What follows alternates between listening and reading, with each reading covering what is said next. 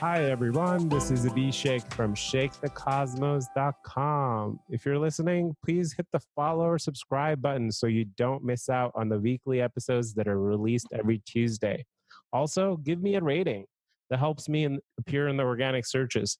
I'm super excited about my guest today, Jerome Farmer. Jerome and I are friends. We have mutual friends that we both love. And Jerome has a book coming up, and we're going to talk about it. At the same time, Jerome, he's just a lot of things, and just to cover some of them, he's had a successful career as an engineer, inventor, and technology consultant. He has 3 engineering degrees from Stanford, an MBA from UCLA Anderson School. He has several patents and spent many years managing engineering teams and consulting for high-tech firms, movie studios, and Fortune 500 companies. And to get a little bit more personal, he was born and raised in Ann Arbor, Michigan. He's an airline pilot, sailor, scuba diver, and avid traveler. He's explored Tibet, camped in Australian outback, canoed through the Amazon River, and retracted segments of Ernest Shackleton's famous rescue in Antarctic. Jerome's passion for wildlife photography has taken him to all 7 continents, including searching for Komodo dragons in Indonesia, wild macaws, the Peruvian jungle, endangered species in Galapagos Islands, duck-billed platypus in Australia, and white rhinoceros in Botswana. He lives in Solana Beach, and I'm excited that we're getting to talk about today. So, Jerome, thanks so much for being on the show. Thank you, Abhishek. This is great. This is really Awesome. fun. Well, we're going to get right into it. I hear an exciting news that you have a book coming up, and would love to know a little bit more. What is this book that you have coming up about? Well, the title is Counterfeit Lover, and it's about a guy who is lost financially and emotionally. He's madly in love with this woman and thinks he has no chance to get her. He's a young man who grew up on a farm, and the woman he is pursuing has dreams of being an actress. So he moves to Los Angeles. He's completely out of his element there, but he's still madly in love with this woman. He hasn't been able to get a job, and a movie studio comes and says, hey, his name's Darren. Hey, Darren, if you let us change your face, then we promise to make you a movie star. So that's what the movie's about. He has to decide how much he's going to give up of himself in order to pursue this love. Oh my God. Really appreciate that. I mean, one of the reasons I'm really excited to talk with you, I've never had like a deep conversation with a fiction book writer. And I guess, so in terms of like Darren Clark, that's the main character. And right. He has these choices and conflicts to make. How did you come up with this Darren person, or what is the process involved, generally speaking, to come up with a character like Darren? Well, it combined 2 things. A lot of my life has been in the engineering world, and a lot of my life has been consulting. I've consulted for different studios, and I just saw that there's a great passion for like old Hollywood and the nostalgia of Hollywood, but there's also like everything's changing, everything's becoming digital, and there's all this high tech world taking over Hollywood, but still people are interested in all of the old golden age of Hollywood. So I thought, well, what if there was a movie that or a book that sort of captured what's happening at these movie studios?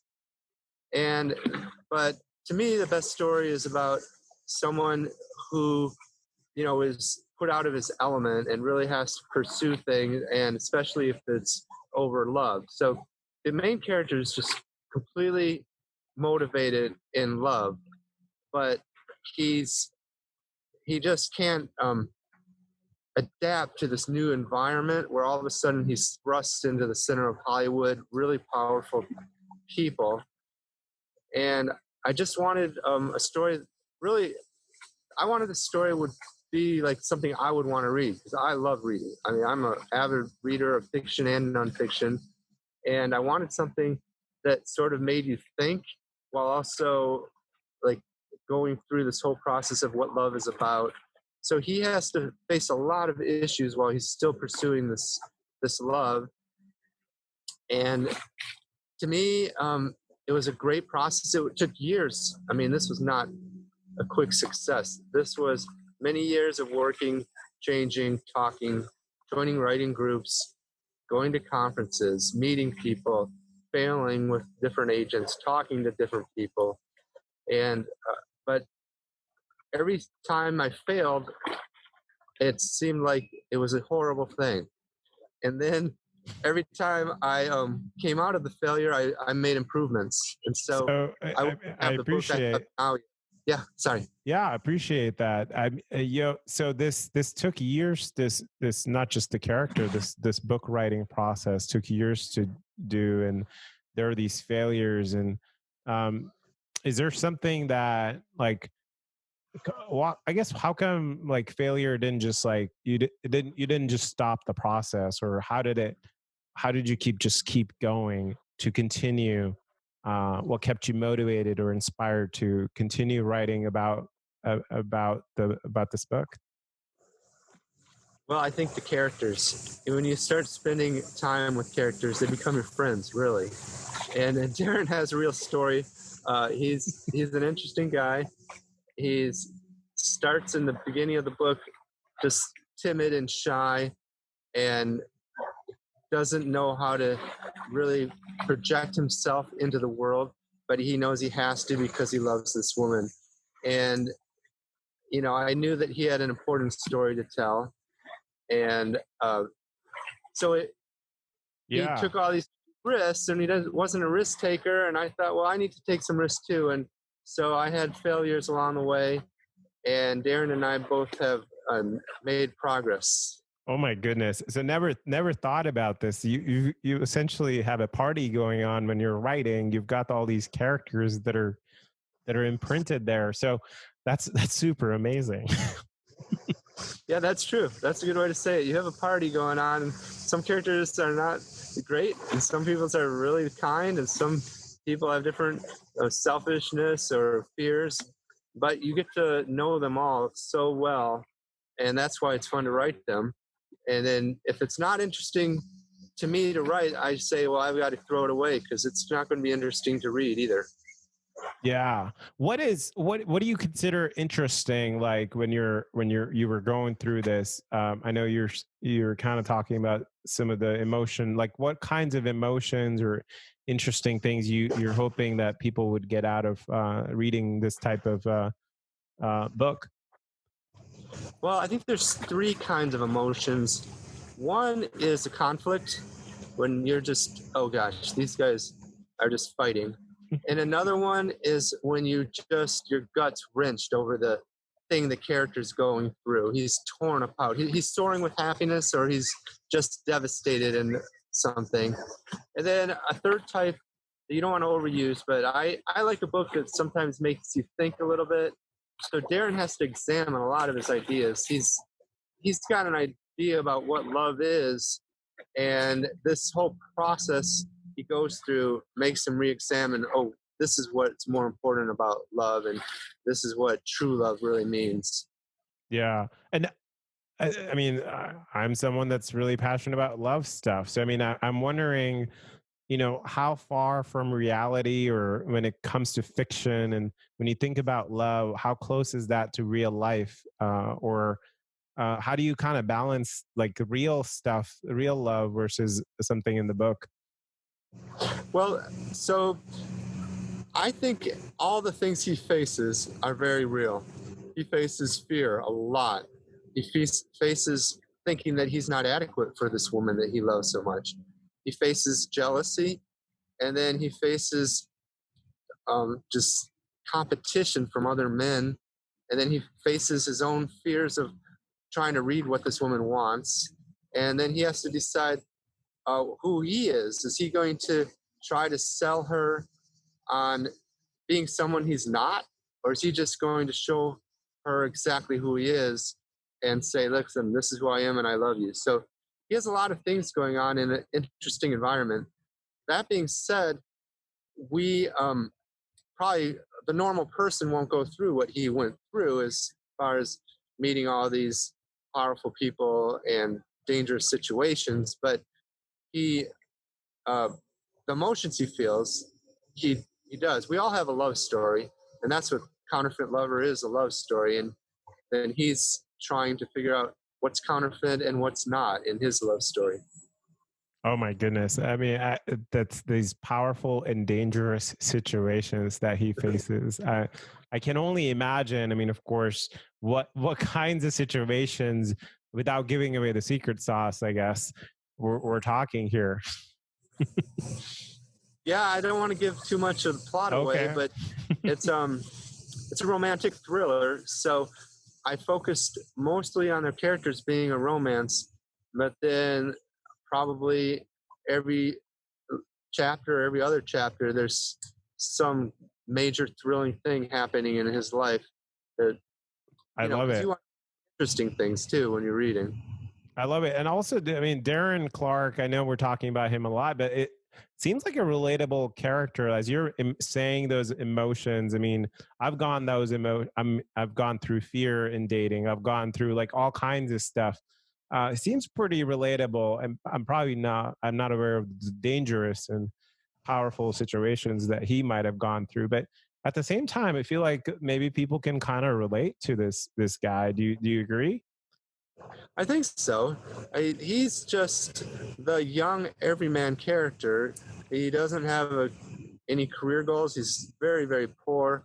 He has no future ahead of him, and he has no successful past, especially with women. So everything is a failure so far in his life, and he just feels a lot of passion, and he's gone through a lot of hardships in his life so far. So I think everyone can relate to a lot of these things, and then throw yourself into how he's feeling. We've all been thrown into a situation that we had to just pretend that we could handle, even though inside we had no idea if we could handle it. Totally. And I mean, it sounds like with every chapter, there is a new situation, new development that happens. Can you tell us a little bit more, or can you tell me a little bit more about this love interest of his, or I guess whatever you're allowed to talk about? What captures his attention? Well, I'll say this. Guess I can say this. I don't know how much I'm supposed to give away or everything. We have some things will be on the book cover, and the rest of it won't be. But this is a woman that he's known very well since he was a kid, and they were friends a long time, and he's always loved her, but he's never thought he was worthy of her, and she has some her own ambitions, and so you get to know her pretty well. I mean, she's another great friend of mine, but the thing is, it's first person from his perspective, so you know exactly what he's thinking the whole time. Whether he's right or not about what she's thinking, you don't often find out until maybe later in the book when they're talking, or actions reveal more than speech. So you find out how she feels as she does different things relating to him. Yeah, I appreciate that. And thanks for sharing that. I mean, I guess you mentioned something that she's also your friend. And I guess this idea that you're building these friendships with these characters, like, how does that go farewell for you? Because I feel like sometimes the characters take a weird shape. You kind of control their destiny, I feel like. I guess, how does this friendship evolve? Yeah, it's interesting because you have to make a lot of people you like do bad things, or make big mistakes, or just face terrible situations. And sometimes it'll work out well for them, sometimes it won't. But they're not I don't know. It's like when you watch a movie and you just lose yourself if it's a good story. And I think if you're a good writer, I mean, I'm not saying I am, but I'm trying to be. You can lose yourself in the story as you're telling it, and I do that. I definitely get in that story, and I'm cheering for one side, but I'm making it go different directions. You know, not Yeah. always a happy ending, but always trying to add something powerful in it. Yeah, I feel like it also kind of makes it very human, and maybe when people read it too, they kind of feel that human aspect of that connection as well. That there is this connection between all the characters.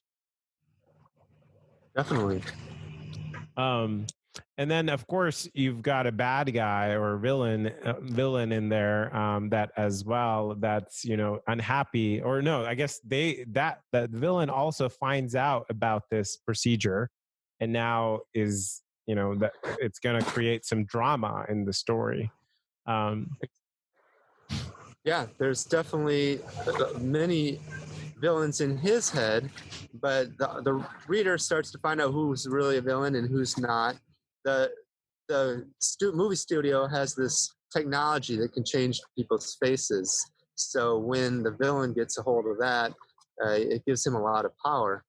But he has to worry about this villain, but he also, is worried about all the people he's jealous of too, that are interested in his love interest. So he has to decide, who am I fighting and who should face different penalties and what risk should he take. So he's got a lot of decisions to make, and he has to think a lot, like what are his values and what is the true thing he loves. Wow. I mean, he doesn't sound too bad to me, but I guess but he's creating this conflict, huh? And then I mean, would you say there is, like sort of a internal transformation and then an external transformation? Because it sounds like the movie studio has a face modifying procedure, but I mean, I can't imagine just the physical aspect of it being the only thing that's going to change in people. Oh, not at all. And it turns out he starts to learn that that's one of the smallest things. They change his face, or maybe they do. I can't say whether they do or not. But at some Sure. point in the book, the machines get used. I'll just say that. And so he's starting to learn um, what really is important, whether it's external and internal. And then, of course, he starts as a timid person, scared of everything and not feeling worthy of any love. And the more things change externally, he has to face different fears, and he changes a lot internally too. Wow. I feel like we're creating the ultimate teaser here, and I really appreciate this. I mean, I think it's kind of cool, these friendships, these transformations, and I mean, what else is going on that you feel like is maybe something new that you're trying out in this book? I know you've done other books before as well. What might be different that you're maybe trying out in this book?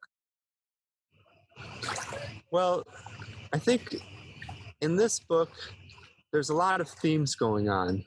So there's definitely the romance theme, but then there ends up to be a powerful friendship with other characters too. I mean, obviously, he has a friendship with his romance, the woman that he loves, but he earned some other friendships. He works hard on developing those, and then he's got to have some empathy. I think empathy would be one of the themes, and technology and entertainment is sort of a very specific theme, but that's sort of a theme too. How our new technologies are entertaining us and then changing the way the media works and our thoughts. And then there's themes definitely coming of age and valuing career versus social and just what's important in society. So there's a lot of themes going on. Yeah. And I feel like some of these themes like feel pretty well, it's interesting timing, or like the world we live in right now, of course, family, friendships, and technology. And like it's interesting timing for all this, for all these themes in this book. I guess it's interesting.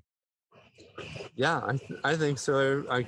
As the world goes through a lot of different things in the last few months, I keep thinking how it would affect Darren and how it adds to his story and sort of brings out a lot of things. It brings out ideas he had in a new way and truths that he's learned. All right. And so, I mean, how would you say writing, what has changed? Has this writing this book taught you something about personally, or this process, or um, uh, any lessons that you might have taken away from it? I think so. I think one thing it's taught me is just to listen a lot to people when you talk to them, or um, just think a lot about what they say, or if they have an opinion. People may surprise you. They may see one thing when then you think, oh, I never thought of that. But it also has taught me that you have to be sort of bold when you follow your dreams. This has been a dream of mine for years, and sometimes I could be timid like Darren and just not know what to say or what to make the characters do or who to contact to try to get it published. And that's not a good way to move forward in your life or following a dream. So I learned that you have to take bold moves, but also try to be aware of everything that the people around you are saying and feeling. Wow. Thank you for sharing that and making these. And I'm glad this dream is coming true. And you mentioned, I believe, November 24th is the date when the book drops. Yep, that's the official release date, and it'll be on different places, but Amazon's maybe the easiest to get it. It's going to be called Counterfeit Lover. The cover is out. I don't know if you have a picture of the cover. I don't have it here. I'm going to include the cover in the podcast description. So if you're watching or listening, please look at the cover on a website, shakethecosmos.com or jeromefarmer.com, actually. jeromefarmer.com, right? You can watch it. jeromefarmer.com. www.jeromefarmer.com is the website, and you can see description of the book, a little bit about the characters, about my bio, and how to buy it, and all of that stuff. So that's what's happening on November 24th, and we don't know yet if there'll be any book talks because of COVID or anything. We're all hoping that we can at least have a release party, but for me, it's my first real. I wrote a children's book, but this is my first novel, and it's going to be really an exciting process, COVID or not. I'm just thrilled about the whole thing. Well, congrats again, and I'm super excited. And again, for listeners to go to jeromefarmer.com. The new book, Counterfeit Lover, is coming out November 24th, 2020. So, all right. Thank you, Jerome, so much for sharing about your book. Thank you, Avichek. This was very nice of you. I enjoyed it. Hey everyone, thank you for listening. Please hit the subscribe button. We'll be back next week